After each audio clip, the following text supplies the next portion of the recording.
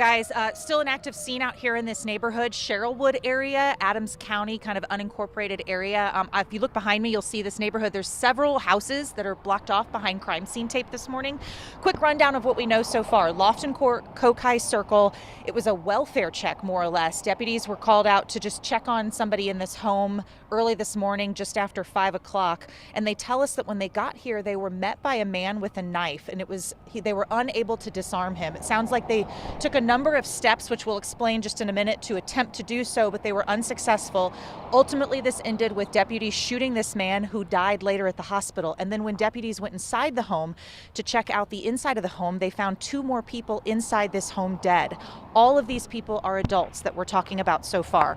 A lot of questions about what's going on here this morning, so I want to bring in for you Sergeant Adam Sherman with the Adams County Sheriff's Office that can kind of explain to us a little bit more about what happened this morning. Good morning, Sergeant. This is, first of all, I know, a terrible way to start off the morning here.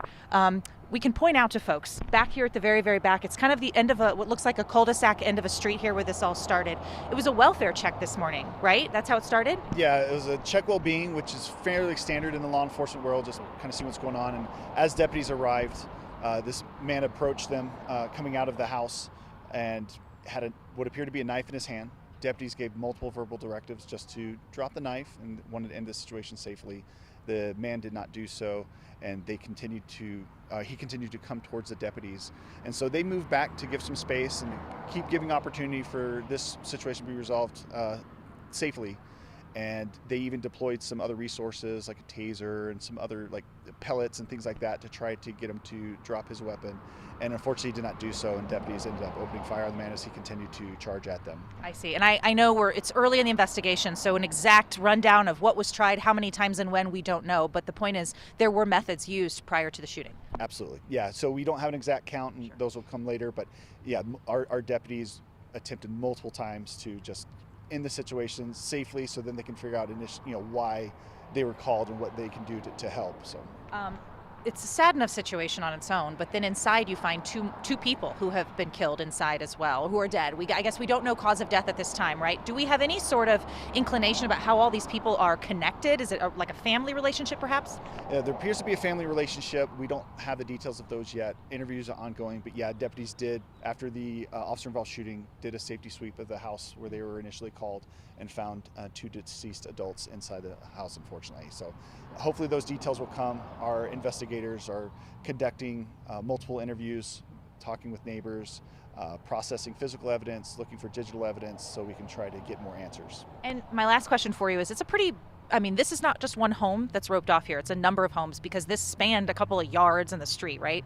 Yeah, so that just paints the picture a little bit of the deputies try to give this suspect multiple opportunities to stop the situation, and we can get a peaceful resolution at that point. But unfortunately did not go that way. So yeah, the scene spans as the street curves around, and so we have multiple spots where there's physical evidence from the taser deployments and the pellets and the shell casings and things like that. But yeah, that was the hope, is give this person an opportunity to resolve it on their own, and unfortunately didn't go that way. My last note is just for folks at home. There is a process in place anytime an officer deploys a weapon.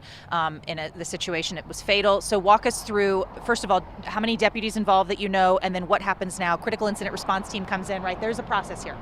Correct. So I don't have an exact number. We do have multiple deputies that respond to the call and that were involved in some manner. So not all of those fired their duty weapons. Some may have just deployed the taser and things like that. So we'll get that exact count later once we have those interviews conducted. But yes, we notified our 17th Judicial Critical Incident Team, so they have responded, so they will be processing the scene and taking over, especially with something this scale, with the homicide and the officer-involved shooting. So it's going to take a little bit of time, and we only get one chance to get this right, so we want to be diligent and serve the families who are also going to be having a lot of questions. We want to be able to get those to them. Okay. Sergeant Sherman, thank you for your help this morning. Guys, that's the latest what we know out here in Adams County. Certainly, as more becomes clear today, we will update you both on 9 News on TV as well as 9news.com. Back to you. All right, Jen.